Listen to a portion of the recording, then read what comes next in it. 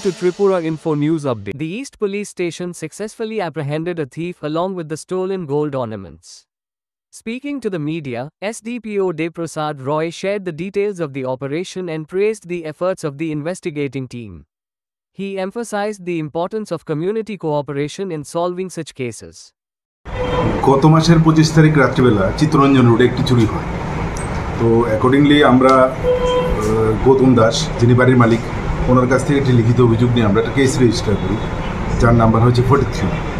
তো এই ঘটনাটি সংঘটিত হওয়ার পর পূর্ব থানার ওসি রানা চ্যাটার্জি এবং 3 জন অফিসারকে নিয়ে একটা টিম গঠন করা হয় এবং সেই টিম অ্যাকর্ডিংলি কাজ করে এবং পরবর্তী সময়ে গতকালকে গোপন সূত্রের খবরের ভিত্তিতে এই ঘটনায় জড়িত আছে সোহেল মিয়া, ওকে অ্যারেস্ট করা হয়।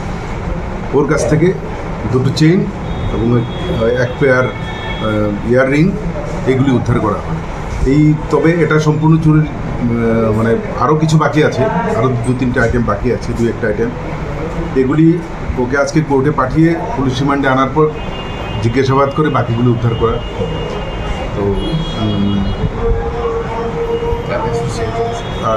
আর সোহেল মিয়ার সাথে যারা অ্যাসোসিয়েট আছে এদেরকেও আমরা 2-1 জনের নাম পেয়েছি, কিন্তু নামগুলো আমরা এখন বলবো না।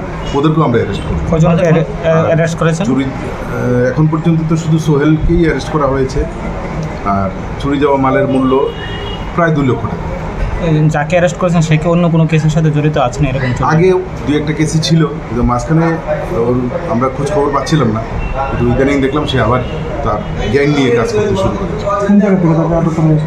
তাকে গুলবাজার, মহারাজগঞ্জ বাজার। Subscribe to Tripura Info and press the bell icon so that you never miss any latest updates and news on Tripura.